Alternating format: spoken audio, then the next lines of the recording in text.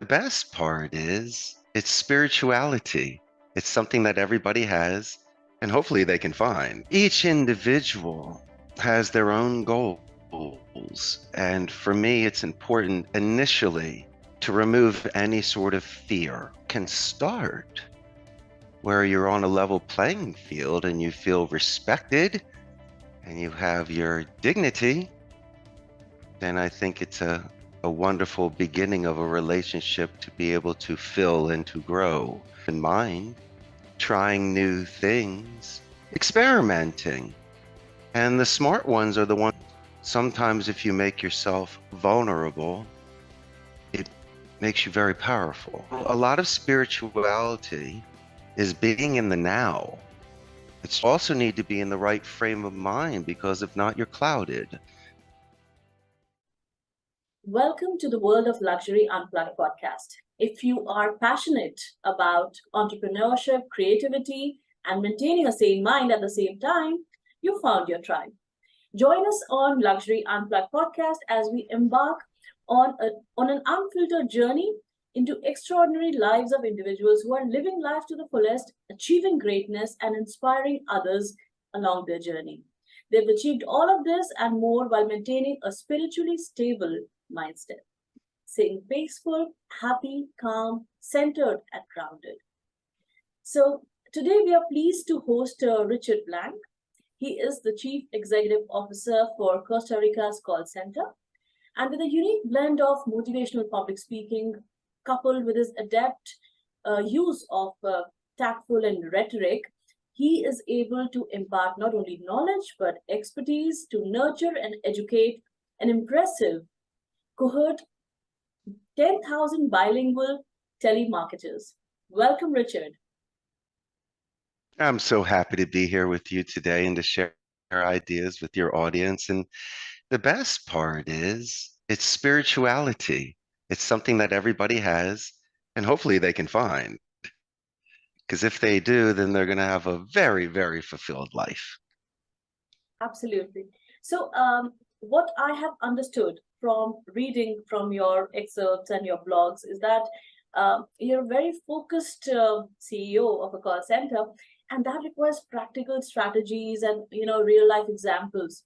So, to help motivate the employees at every stage of achieving their goals. So, with spirituality at the back of your mind, how do you achieve that? Well, each individual has their own goals. And for me, it's important initially to remove any sort of fear. Okay. Because Neti, that's a morbid anticipation. That's the sort of way, if a relationship can start where you're on a level playing field and you feel respected and you have your dignity, then I think it's a wonderful beginning of a relationship to be able to fill and to grow.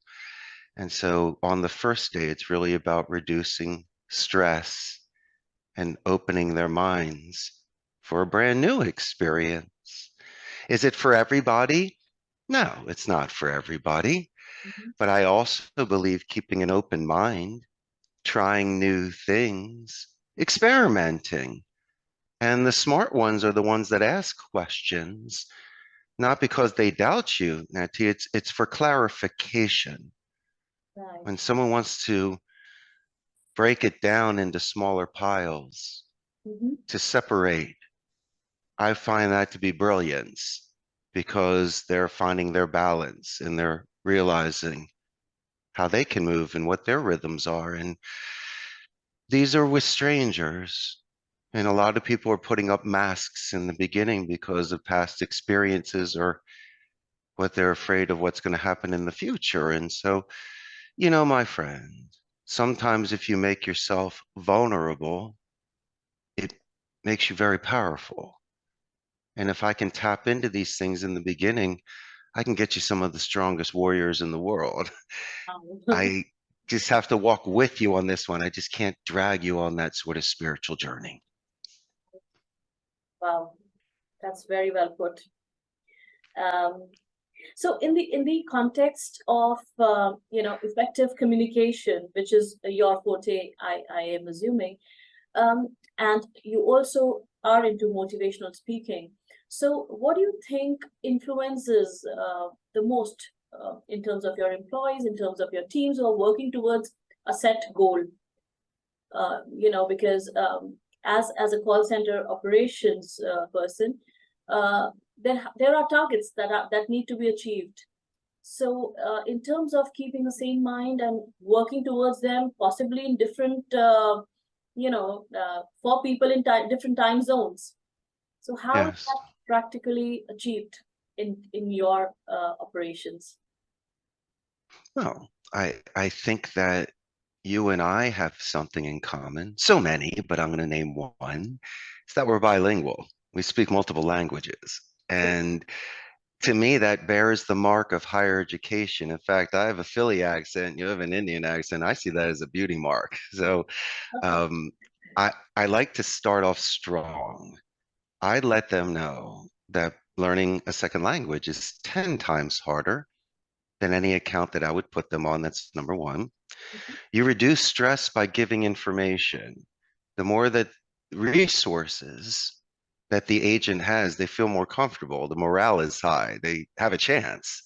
Because if you don't give enough numbers to call, there's not a good script, there's no support.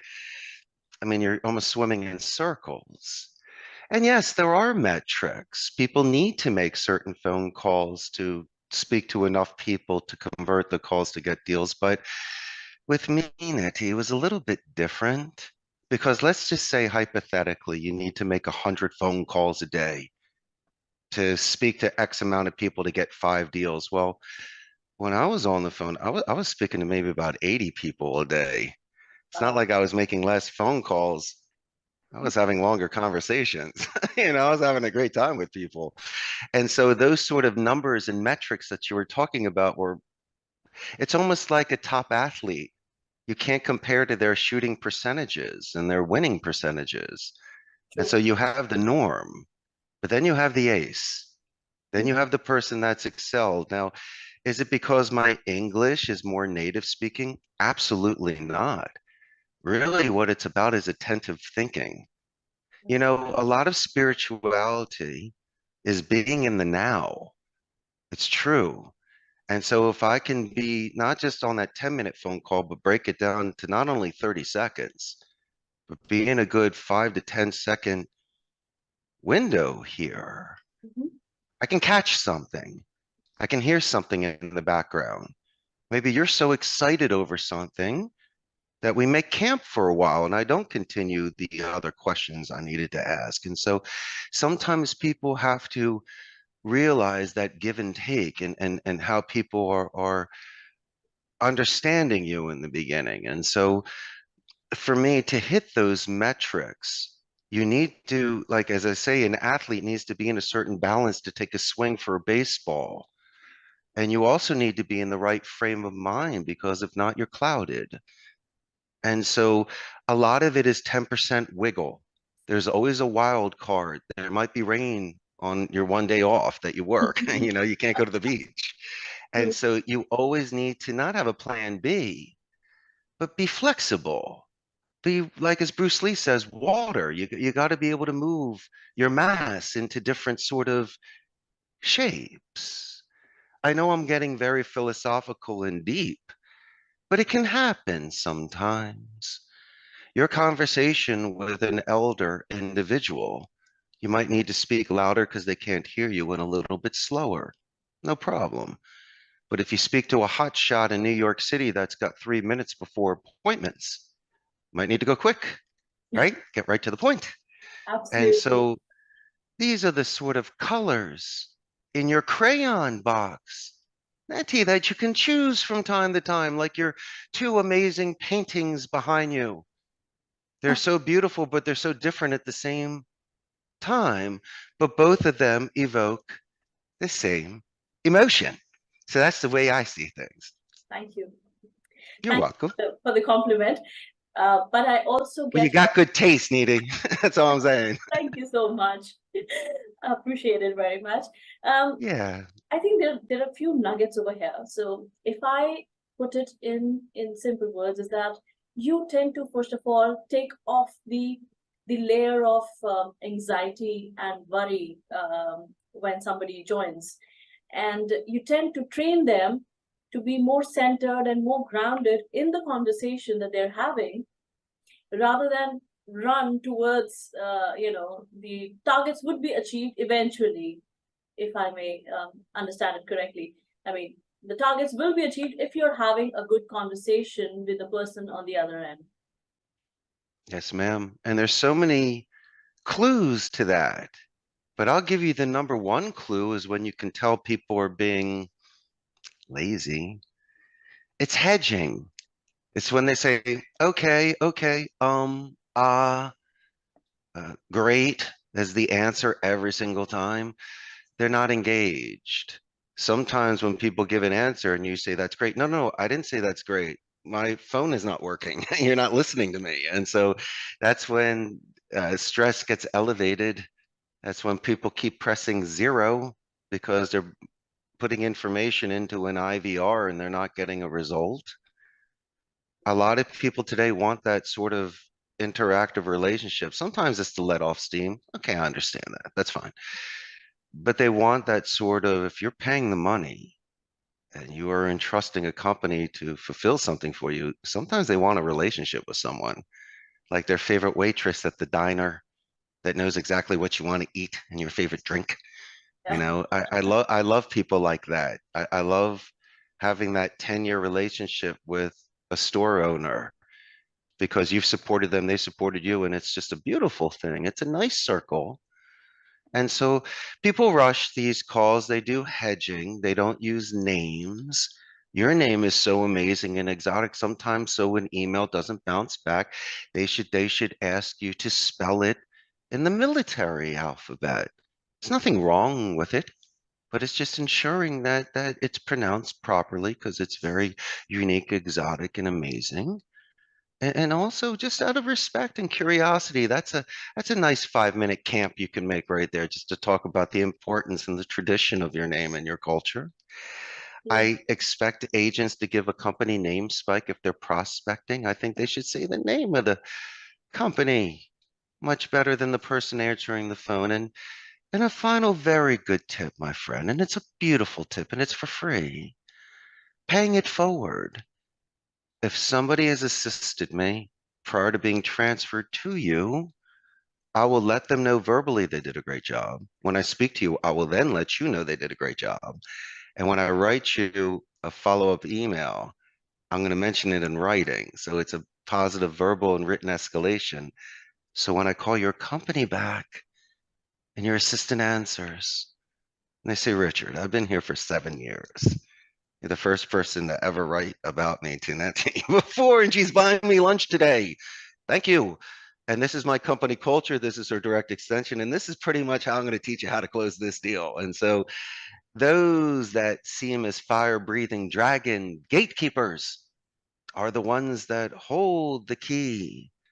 And if you can just reduce that sort of anger into empathy and appreciation, then don't be surprised if these individuals aren't your greatest ally that Mhm. add momentum. I mean, why would you go into that sort of phone call with that negative mindset? Yes, you're trying to prospect, but as I say, the first impression you give is anonymity. You're not anonymous the whole call, but I'm sharing with you that I'm saying the name of your company in a way where it sounds familiar to me. And I've seen just that alone could reduce any sort of defense from a 10 to a 5, where their first response is, who's this? Compared to who is this? So these are the sort of checkpoints that you get to Right. make sure that you're moving forward. And that's good spiritually too, because you need that sort of reinforcement from time to time that this sort of investment is paying off for you. And so people need that sort of patience. They just want the end result, but they're not willing to do that dedicated practice and heavy lifting in the middle. And that's what I'm trying to instilling people that you need to put in that sort of time. Right. So, in terms of communicating effectively, especially in the international business context, Yes, the fact that you are into call center operations, you might be dealing with clients all over the world as well. So, correct. so what sort of cultural sensitivity do you need when you are talking to somebody in Europe versus somebody in New York City? Like you mentioned, one of the tips that how fast life is in New York, but Sure. if Europe, in Australia, I mean, if you're dealing with people over there, the clients that you're dealing with, what sort of cultural competency or sensitivity should a, a person who's into communications have? Well, let's look at it in a mature way. And by the way, that's why you have the best podcast. You really are prepared and ask the best Thank questions. thank I you. need to I need to follow the Costa Rican labor laws.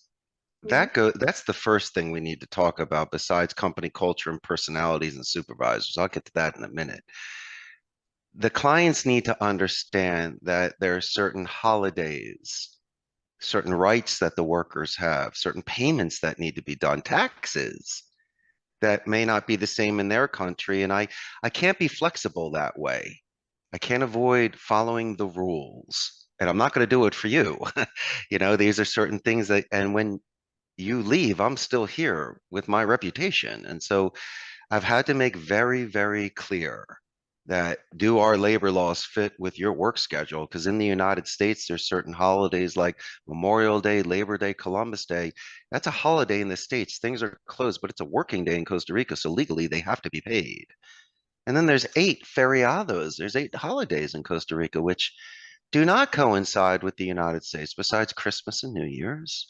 And so these are days that the agents legally do not have to come to work and there's no repercussion. So if a client says, if he doesn't come in on Tuesday, fire him, I can't do that by law. And so that's the sort of thing that we have to plan out so there's no surprises. And secondly, I don't like circumvention. We need to have some sort of protocol. I can't have, it's great that you communicate with the agent, but there could be a miscommunication there. You can't let the kid leave early or not give them enough leads and let us know. And so I got to make sure that we have a chain of command so things run properly.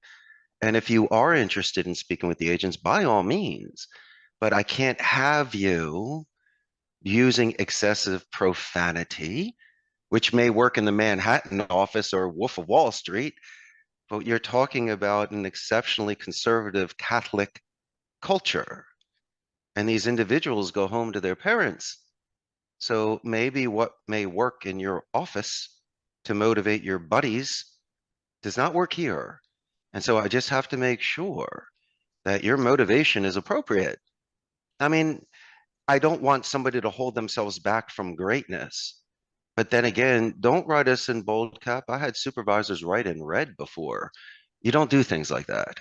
And so that's the sort of thing that can ruin the morale and the synergy of my center. See, here's the thing. These people are 3,000 miles away. They hire a dozen agents with me. Sure, they speak with them, they've trained them and everything. But I'm the one that walks the rows with them, right? I break bread with them. How about this, my friend? Maybe there's something that's happening outside the office that causes someone to break down. I've seen grown men cry. Client's not there. I'm there. I'm the one that gets them off the phone for 5 minutes to put some water on their face. Or do you know I collect pinball machines and retro arcade machines? I have a huge I game read. room. Yes, I I know did. you did.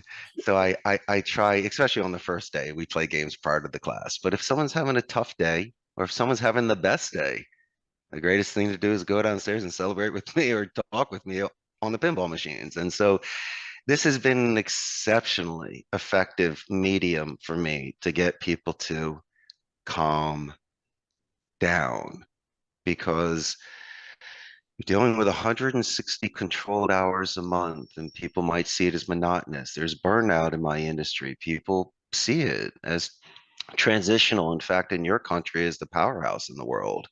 I compete. Not compete that way. I believe that we're all colleagues.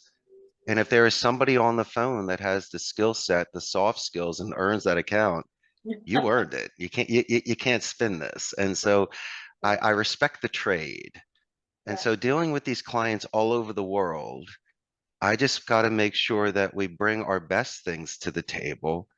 We talk about the challenges we have because I love preventions instead of cures. And yes, there is attrition. So what is our plan B? I compete against Amazon. Right. But the one thing the clients will love about me is that, as I mentioned, no surprises. Here's the best thing about running a business. It's about accountability. Even if I wasn't there, I'm still going to make the phone call. I'm going to let them know what happened, what our solution is. And I've realized that you judge somebody's character during chaos. And I've had the best relationships when we've had to dust ourselves off after a bump compared to things that are just smooth sailing. Because if you can have that sort of relationship with somebody, because life does happen, Mm-hmm. where you're in touch immediately, you have a game plan, you're not screaming, yelling, or in my case, pulling my hair out. Um, People love you for it. And so when you have to make a call or have a conversation, it's a really nice level to be at with somebody. The word mature comes to mind because you do need impulse control.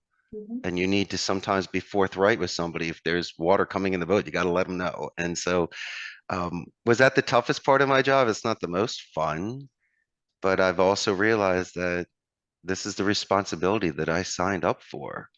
And spiritually, even if something goes terribly wrong and I even lose an account, Mhm. if I did the right steps and did the best that I could and ethically and morally and on time and just sometimes the bingo balls did not bounce to my advantage, um, I can look at myself in the mirror. Right. And that's part of spirituality too. You have to look in the mirror on the good days and on the bad days, but you can't look away. You have to Absolutely. keep moving forward that way. True, true. So, yeah, those are lovely nuggets that you've already shared, and I think you've covered my questions before I try to put a spin on them.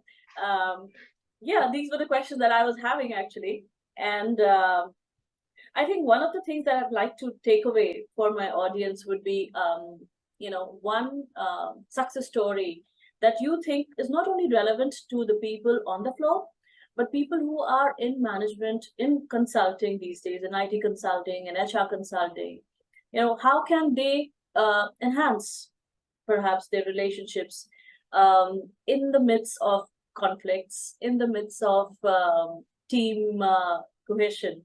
So, what is that one success story, perhaps, that you'd like to talk about that you have resolved in your times? I'm I know this. sorry. Your managers and supervisors look in my eyes right now. You know perfectly well you were the top person on that phone at one time.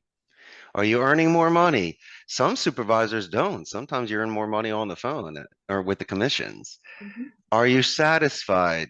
Sure, with your title. And you might have a nice office and people look at you differently. But you and I both know there was nothing better than when you were on the phone and hitting those metrics and seeing going and ringing that bell. So my suggestion for these managers and supervisors with coffee breath that are under a lot of pressure, running around trying to get you to increase your numbers, remember where you were. Remember when you started out as a green agent and you built those skills. I know you're trying to transfer them, but you're doing it the wrong way because it's not working. And so my suggestion is exactly that. To first ask if you can make a suggestion. I want people's permission before observing them, right? So if I can get someone's permission, that's number one. Number two, you praise in public, you critique in private, okay? Because a lot of the times these ego-filled supervisors like to cause a scene on the floor, maybe make a sacrifice to scare the others and to prove a point. I think that's a terrible thing to do. The agents have the leverage. They can always quit. And then you don't have anybody anymore. And look at all that time you invested in them. But then when you sit down with them and you observe and you have your quality control, your QA, so you have solid metrics on, you have their recordings. I think you should discuss what you have done in the past, and you should discuss your mistakes. You got to explain when you skinned your knee, you fell out of the tree, you missed the bus, you had to walk in the rain. Why? Prove you're human. It also, you learn the lesson. And so you can pay that forward as the wise one, telling you the 101 things you should not do because I used to do that. I mean, don't look at me as an owner of a company that I was this angel kid that got perfect grades in school and stayed home on Saturday nights and read books. That was not me. But I also wasn't a really bad kid either. I just clicked my heels and loved life. And so when you see somebody in a certain position, don't expect their story to be what others have done. You don't know the sacrifices made in the dedicated practice. And so I think people like to hear those long shot stories. The greatest biographies are when you read about the people before they were rich and famous. And you're like, yeah, but that was Albert Einstein. Yeah, but when he was a child, he wasn't that genius yet. He wasn't acclaimed. He didn't have those papers written. Or Elvis Presley, when you see them as a baby. Yeah, but he was the king. I know, but he's a baby there. And so people need to catch up with their destiny. They always had it in them. Why? Because they did it. They're dead now. Obviously, they had their vision quest. They had their spiritual life journey. Each person is straight. There's no straight lines in nature. So how do you expect each person to fit into that? Look at the different colors that we're wearing and the different art we have. We have it in common, but it's still different that day. It's so important that you find that one thing. It's your mantra, it's your meditation, it's your humming, it's your music, it's your sense that you like, it's your five senses that kick in. Is it chocolate that you love? Do you love the smell of lavender? Is silk the greatest thing you could put on your skin? I mean, these are the sort of things that you can see and touch, but my good friend, your show's about something deeper. It's about something that's inside of each one of us.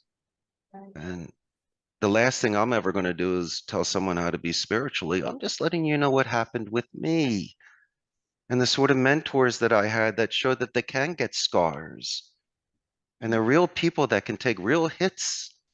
They're not invincible, but they're also not weak. And I love seeing things in people because I don't want a self-help book. I am the self-help. And I want to see what people can do for me to add to my wind and to my current. And when I meet with these people, I will always ask them when they first sign up for a job to turn a piece of paper over, Neeti, and write me a few paragraphs of a coming of age moment, a time when you beat up a bully or saved a kitten, and possibly did both in one day. Why am I doing this? Because your resume looks like everybody else's. It's the bells and the whistles. And stop telling me that you're loyal and committed. You just worked at 4 jobs in the last 2 years. And so I just want to see your grammar, spelling, and vocabulary, but I want your depth. Why? Because you have a great client that's on the phone with you and might ask you a real question. Can you answer them? Can you share something amazing about yourself where I can give you a nickname and make you feel better on a rainy Wednesday? Are you real? Are you plastic? Or are you a painting? Who are you? And so I'm just curious to see if people are willing to share that with me. Now, if they can, and if they do, then they're the perfect fit for my circle. And they totally belong because they're as strange and as unique and as beautiful as that flower in the desert. And those are the sort of people that I'm looking for that are willing to take this chance in this beautiful life, if that makes any sort of sense. It does. It does. You have summed up the most practical aspects of the business in the most beautiful spiritual side by putting all the sorts of effective communication and confidence and adapting to environments and adjusting to team members, all of it together because Yes. of what you're inside and how are you communicating by first of all knowing who you really are and then Excellent. taking it from there on, right? You're so smart. Yes, 100%. You get an A+ in my class. Thank you so You much. really are smart. Thank you so much.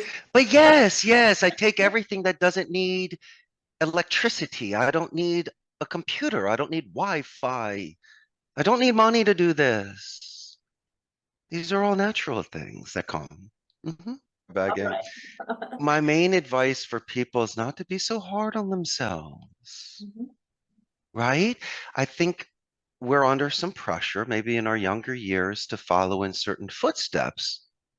Academically, a lot of our families put pressure on us to become lawyers or doctors.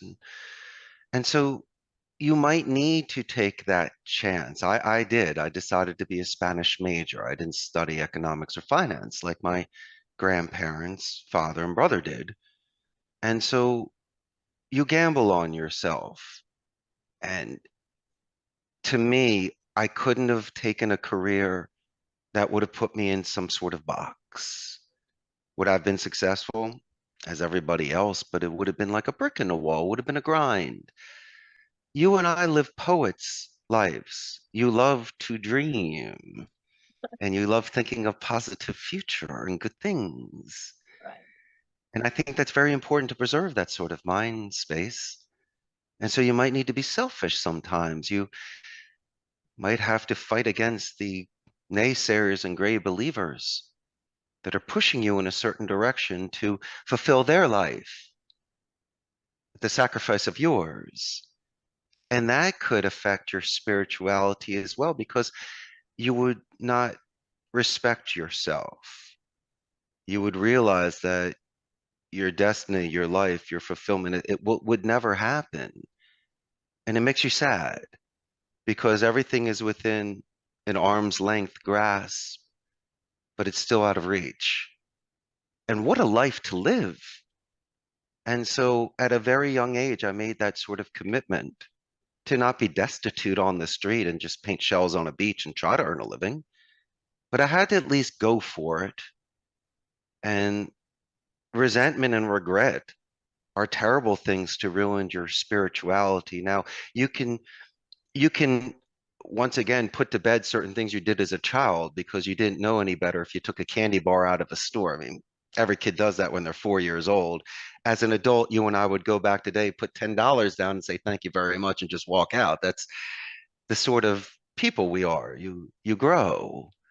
Mhm. And so I'm able to let things go in the past that I would be doing differently today. Mhm. I'm willing to accept and realize that I don't take candy bars. I don't break windows. I do show up on time and I'm a good kid. And so, as you say, that's shedding skin. That's Right. growth. Mhm. And that's a beautiful thing to see when people go through stages of life. And if somebody is budding and you could see they're extending their chest and their, shoulders are back and chin is up, add to that momentum. Maybe stand next to them. It might rub off on you. So you find people that are having a great day, that are in their moment, or you can assist that where if you see somebody, say their name, say, "Hey, Mary, how you doing today?" The one that's making you sandwiches. They might give you extra pickles. So, there's nothing wrong with giving compliments to people and how nice they look or how friendly they are. Or it makes for nicer days. Neti, it's true. And strangers are friends you haven't met yet. And if you look up instead of looking down on your phone, and you just see the beauty of the world around you, don't be surprised if you see somebody else that's looking at you, the only two people that are not on their phones. And True, then you'll have a normal conversation like we used to. So that's the way I see things too. true. The world has changed so fast that, everybody's glued onto their phone while the television is also on, talking about being in a room with a handful of people. It's like the moment you're out of a meeting, you're on a phone and you're like, okay, what's next? So there's just too much of variety going on around us that that centered feeling is hard to find. Whether you're working or you are at home trying to make dinner, you're still you know, trying to see what else can I do while I'm making dinner. Things like that. I believe people are lacking in certain soft skills today, Hmm. certain courtesies on how to introduce themselves or say goodbye before leaving a party. And as we mentioned, the phone, people have it in them. They were raised a certain way by their parents and grandparents, but this younger generation, they're highly intelligent, they have the skill sets, but they're lacking that sort of soft skills. As I mentioned, being in the now, taking certain things to anchor with people, really being attentive and lucid in the moment, even taking copious notes, certain things to review in the future, because we don't memorize everything. And it's another really good tip to assist in spirituality is due diligence. I mentioned a company name Spike earlier for business, but if you review, like you and I did with one another, we reviewed our profiles and our bios and our websites. And so when you make a phone call to a company or you get on a podcast with a friend, oh my goodness gracious, it's easy, Stevie. You can custom make a voicemail. You can custom make an email.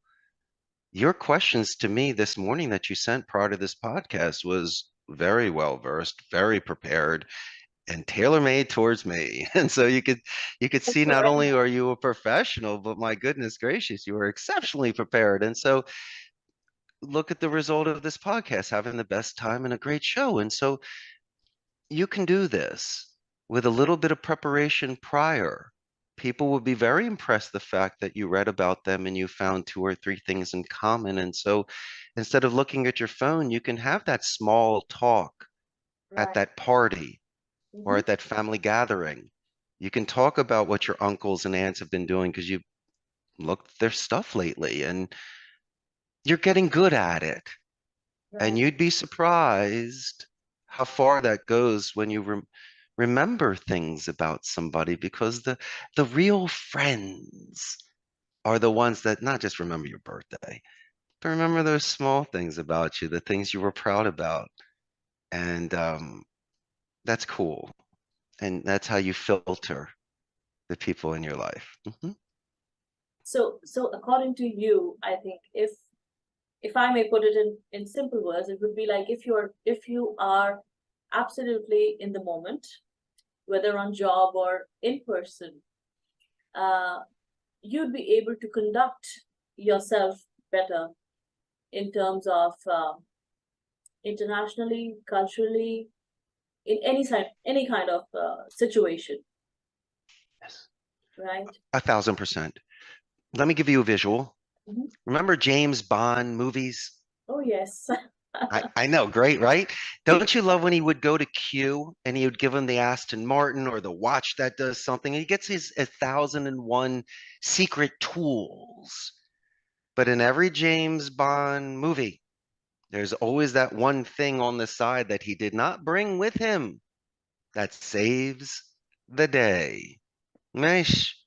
So my thing is, besides being in the moment, you have that sort of Robin Williams spontaneous genius that the script won't cover, the person won't cover. It's that, as you say, being in the now, it happens once or twice on a phone call. And if you can hit that, you got it. And so that's what's being in the now. That's what that laser focus is. Remember the show Scooby Doo?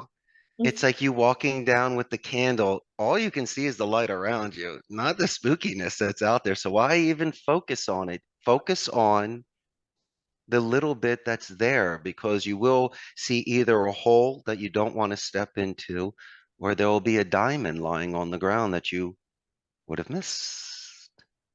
And so it's so important for me, even though it's a 10-minute phone call, to be in this 30-second sort of checkpoint thing. It's almost 10 1-minute calls or 20, 30-second calls. Because if you have that sort of control, it's very easy to carry those bags. But you will always hear the dog in the background. You will always notice beautiful paintings. You will see these things, and you should mention them because it's exceptionally real. It's enough of selling. Sell schmell. People want to do business with people that they like. And so I think if you can really, as I mentioned, put yourself out there, not be vulnerable, but I'm allowed to compliment your artwork behind you and your bookcase. That nice. Is that a nice clock back there too that I see? Oh, you're hooking it up. Nice plant in the corner. You got real, as I say, if your audience can't see it, you have a beautiful office. And so in the midst of this sales call to you, I would definitely stop and compliment what I see in the background and see what we can have in common there. Right. Because that's just me, and I'd be anxious to do it because recess is a lot more fun than class. And if I can talk about some things with you that are play oriented or art oriented or just something different from business oriented, Mhm. then we can really have a good time together. And then you start calling me Richie instead of Mr. Blank. And then we have a great conversation and close a lot of deals. Absolutely. I guess we're getting there. Right? Right? Yes, it's just lovely talking to you. Very, very much in appreciation of all the nuggets that you've shared. It's not that I had to ask; it just came rolling out from you. And I think the purpose of the podcast has been achieved because that's what I want my viewers to know because they are creative entrepreneurs, they're artists, and the kind of things that you mentioned, that's what they're really facing in terms of anxiety and fear, which come as a stumbling block when you're just starting off, when you are there having big dreams, but somewhere in between, moving towards. As much as I'm proud of myself today, I'm more proud of myself 15 years ago when I closed my first account. That was the greatest feeling I've ever had in my entire life when the plant was sprouting. I mean, that was amazing. But I think the greatest lesson today, especially because even though this is lighthearted and fun, this is also a very serious topic. You are talking about spirituality and wholesome living. So at least your audience will know, and I'm willing to put my money down. They can tell my sincerity Mhm. and authenticity in regards to my own proper spirituality. I'm not faking it. Come on, you would have caught me 15 times already this past half an hour. And so everything that I've shared with you is just my own light that's inside of me that drove me to be a Spanish major, to move abroad, start a company. Who does these things? Nobody does. I couldn't compare notes with anybody. But being here today, I'm just letting you know to not have that fear or anxiety. If you don't want to be a boxer, then don't get hit in the face. You want to start a business. Anxiety of what? What, financials and stuff? These are not the things to be stressed about. Seriously, this is part of what you signed up for. Go into it pure. Know that there is distance. There's a forced march to it. There might be times you question yourself, but my good friend, when you put your head on that pillow at night, that's when your clearest thoughts come. And that's when you know that you'll have a light heart because you've done the right thing that day. You might have not made money, okay? But you did these certain efforts to get you closer to it. It's the greatest mysteries in life are these riddles. If it were easy, everyone would be a millionaire. I got lucky. Stars were aligned. But I tell you what, my friend, I was willing to go for it. And that's the difference in life. And let me put it this way. The majority of your audience has a very nice family where if worst case scenario happens, they can always call up their uncle or their dad and use their networking to get a job. But throw your hat in the ring. Drink life. Go for it. and then write me an email and let me know how successful you are after you've watched this podcast and grew your business. Yes, I'll be the absolutely. first person to congratulate you. You know me. I can't wait to meet your amazing audience and share this with my audience. We have a very large Facebook fan page of local Costa Rican ticos, and they're gonna love you. And so when this goes live, don't be surprised if you don't have a huge Costa Rican fan base. Oh, wow. That would be so amazing as well. So yeah, I mean, I am absolutely enjoying it. Don't want to end it, but I guess time is a bit pressing. I So know. truly appreciate your enthusiasm and your expertise that you bring to the table today. And I hope Thank you, to have Neeti. more conversations with you sometime soon. Oh, I'd love to come back. Your show's the best. Anyway, I can't thank you enough. You bring the best out of me, and thank you. I feel much better today. I'm really going to have a good day after this podcast. Absolutely. Thank you so much. All right.